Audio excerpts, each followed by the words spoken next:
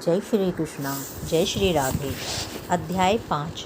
ब्रह्मा जी के मुख से यह सब सुनकर ब्रह्म ऋषि नारद जी बोले कि हे भगवान, अब कृपा करके कार्तिक मास का कोई उत्तम व्रत सुनाइए। तब श्री ब्रह्मा जी बोले कि हे पुत्र, परम पवित्र और पापनाशक नक्त व्रत विधिवत करने से सौभाग्यवती स्त्रियां मनवांछित फल पाती हैं। इसलिए यह नक्त व्रत खासकर सौभाग्यवती स्त्रियों को अवश्य ही करना चाहिए। इस पर श्री नारद जी ने पूछा कि हे तात, इस व्रत की क्या विधि है और यह कब किया जाता है?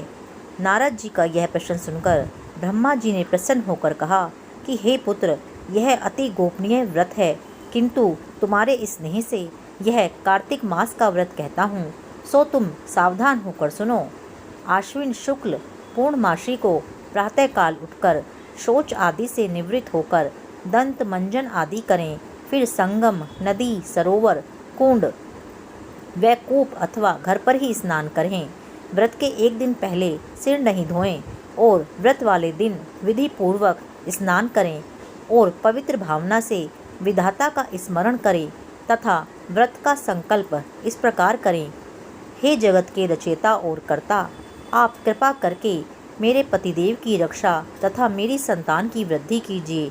और फिर सूर्य जाप करके सूर्य को नतमस्तक प्रणाम करें। उस दिन सुंदर वस्त्र आभूषण धारण करें। दिन में भोजन कदापि नहीं करना चाहिए और न ही जलपान करना चाहिए, अर्थात वह दिन भजन कीर्तन में व्यतीत करें। ब्रह्मा जी ने कहा कि हे पुत्र, सायंकाल में हमारा अर्थात ब्रह्मा जी का चांदी के पात्र में दूध डालकर पूजन करना चाहिए। सोना, चांदी, तांबा या मिट्टी की ब्रह्मा की प्रतिमा बनाएं, फिर उसको लाल वस्त्र पहनाएं और विधि पूर्वक पूजन करें। अब चांदी के पात्र में रखे हुए दूध को सोने की मथनी से मथें। साथ ही यह प्रार्थना करें कि हे ब्रह्मा जी, मुझे भोग आदि के लिए गो प्रदान करके मेरी संतान की वृद्धि कीजिए। मेरे पतिदेव को धन धान्य युक्त और चिरायु कीजिए तथा बहुत से दास दासियां प्रदान कीजिए। इसके पश्चात ब्राह्मण को भोजन कराएं और अपने कुल के वृद्धों और वृद्धाओं को बहुत स्वादिष्ट पकवान खिलाकर उनकी आत्मा को तृप्त करें। फिर तारों को देखकर स्वयं भी भोजन करें।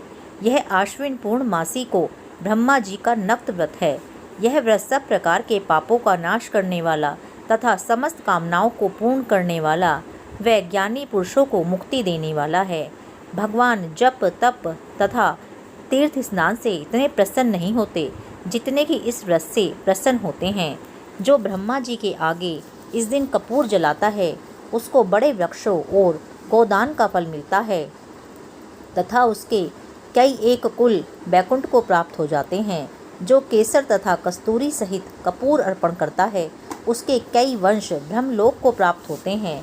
जो स्त्री इस दिन वस्त्र दान करती है, वह कपड़ों के सूत्रों के तारों की लड़ियों के बराबर करोड़ वर्ष बैकुंठ में वास करती है। जो गहने का दान करती है, उसको ब्रह्मलोक की प्राप्ति होती है। जो स्त्री हृदय में ब्रह्मा जी का रूप तथा मुख से ब्रह्मा जी का नाम लेती है और मस्तक पर निर्माल्य धारण करती है, वह सदैव सौभाग्यवती और पतिव्रता रहती है। इस प्रकार आश्विन शुक्ल पूर्णमासी को स्नान, पूजन और ब्राह्मणों को भोजन तथा व्रतजनों का पूजन करना चाहिए।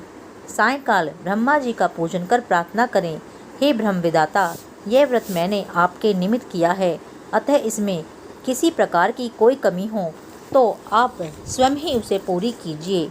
हे नारद, जो कोई इस कथा को पढ़ता अथवा सुनता है, उसको अश्वमेध यज्ञ का फल प्राप्त होता है। 5वां अध्याय पूर्ण। जय श्री कृष्णा, जय श्री राधे।